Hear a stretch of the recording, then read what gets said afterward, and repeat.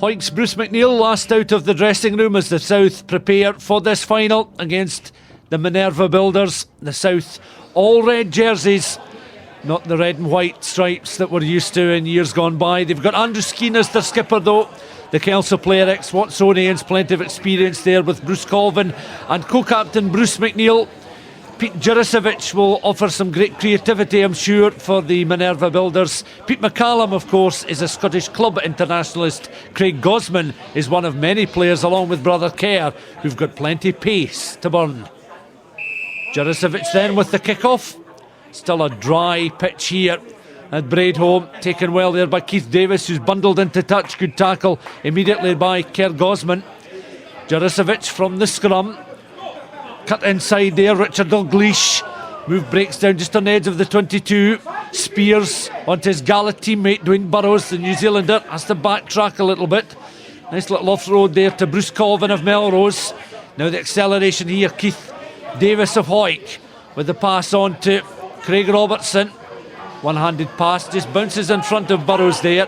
And he's picked up again by Spears. Got plenty of pace about him. Spears over halfway. Looks to one or two options. Inside him is his captain, Andrew Skeen. Skeen, lovely grubber kick with the left boot there. Will the bounce favour the Hoyk man? And Keith Davis is over for the opening try. He had to measure his run here, but this was excellent play by Gala's first team 15's captain on there to Andrew Skeen of Kelso. And then it was a nice grubber kick. The two number twos coming together, but Keith Davis winning that little battle.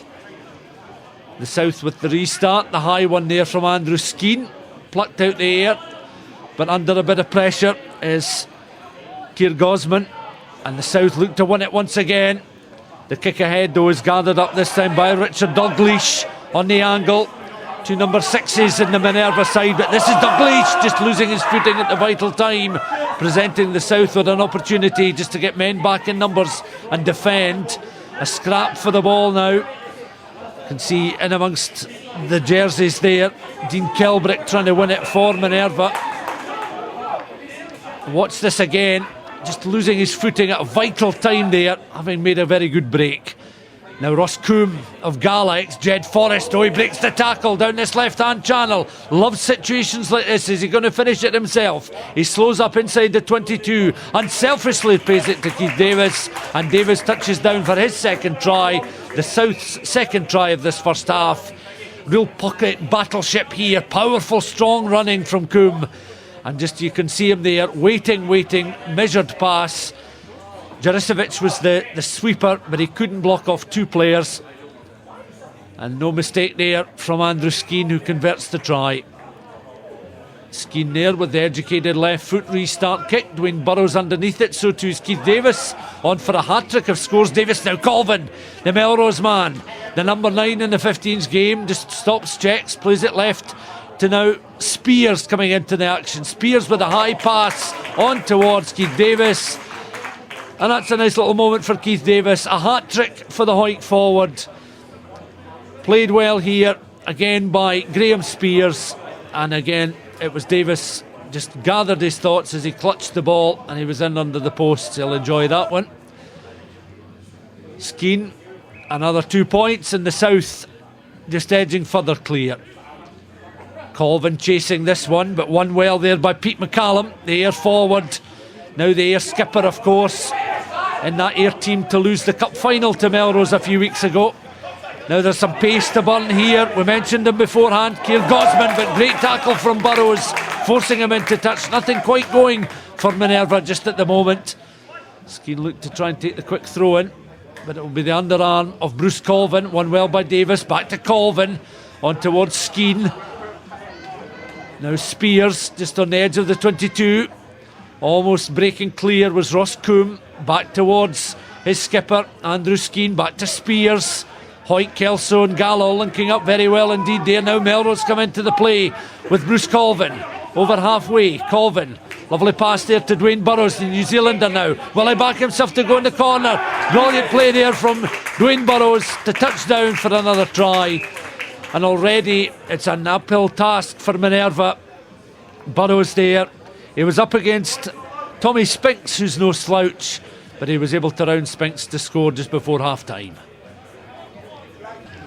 The South then very much the bit between their teeth at the moment, but Jaricevic looking to change that. A driving solo run here from Jaricevic. He has to stop and check. Long loop pass back there, and back once more again. Paddy Boyer back to Spinks. Spinks straightens up, goes right into contact. Crunching challenge by Dwayne Burrows. He's a very physical sevens player, is Burrows. Looking to try and take the quick tap, escaping the attentions of Pete McCallum. Skeen on towards Colvin, coming on at pace now is Graham Spears. Great footwork there from Spears, and selfishly offloading now to the captain, and Andrew Skeen is going to be in for a score. He'll enjoy that. He's been very much part of Kelso's sevens season down in the Borders, and not often gets the opportunity to finish off moves these days, but again showing he's still fleet of foot under the posts. Excellent score. And he adds the extras, so a good 7 points for the South and for Andrew Skeen. The restart kick is a bit deeper this time. Chasing after it is Paddy Boyer, just on his own try line. Long loop pass back infield. Jaricevic has got men out on that right hand side. Spinks again, just has a little look at what's in front of him. Powers through the initial challenge, escapes the attentions of Skeen. Back is Burrows. Jaricevic though goes to ground, forcing Minerva back inside their 22. Important handling here. Minerva will want to try and make some important breaks, as Paddy Boyle always passes intercepted, and Craig Robertson, you don't want to give Craig Robertson that sort of opportunity. The next New Year sprint winner, Paddy Boyle, doing a lot of good work there, but the pass was plucked out of the air by the jumping Craig Robertson, and from a standing start, the Gala winger, well, he ended up just sauntering in for another try. Skeen adds the extra 2 points, and the South now on to 38 points in one-way traffic. McCluskey finds Boyer on towards Gosman.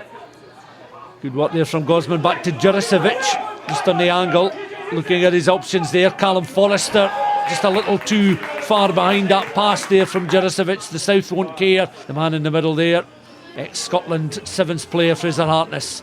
One Davis finds the other. A Skeen now brings in Chalmers. Robbie Chalmers on towards Rory Marshall of Jed Forrest. Marshall takes the ball into contact now. He's a little offload there to Chalmers. Now he's up against Boyer. Chalmers against Boyer. Rounds Paddy Boyer and finishes off the simplest of moves. An easy task for him to touch down now to take the South beyond the 40-point mark.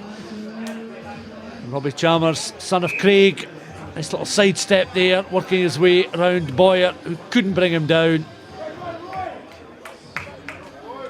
The South just using their team to good effect here, as Andrew Skeen adds the extras. Some hilarity in the South bench, closing stages. Jaricevic now looking to get some of his forwards involved.